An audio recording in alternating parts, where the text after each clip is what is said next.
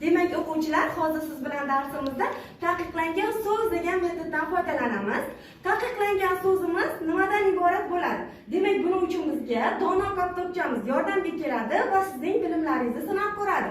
Biz darsimizda qadrdon maktabim degan mavzuni o'tyapmiz.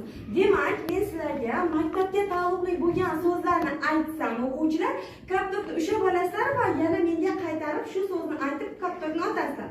Agar sizga maktabga taalluqli bo'lmagan so'zni aytsam, kaptopni ushlaysiz, lekin o'sha so'zni talaffuz qilmasdan kaptopni menga otasizlar. Kelishdingmi? Hamma tushundimi? Hech kimda savol yo'qmi? Yo'q. Demak, boshlaymizmi? Dono kaptopcham, yordam berasizmi? Berarkan. Demak, boshladikmi? Boshladik. Demak, bu hammangiz so'z. Doska? Doska. Barakalla. Parta? Parta. Kitob? Daftar? Qalam? Suv? Barakalla. Agar hozir Shukrona suv deb aytganida nima qilardi? O'yinimizdan chiqib ketgan bo'lardi. Demak, boshlaymiz. Ustoz? Ustoz.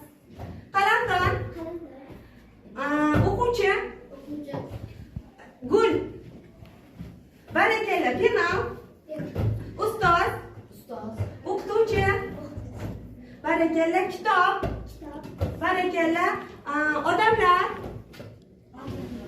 Odamlarni to'g'ri olamizmi, o'quvchilar? Yo'q. To'g'ri, maktab hududida odamlar bor, lekin biz ularni o'qituvchi va o'quvchilarga ajratamiz, to'g'rimi?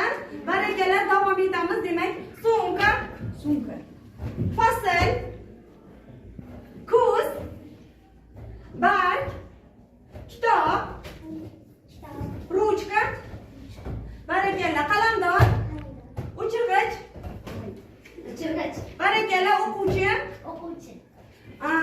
yana suv, yomg'ir, maktab.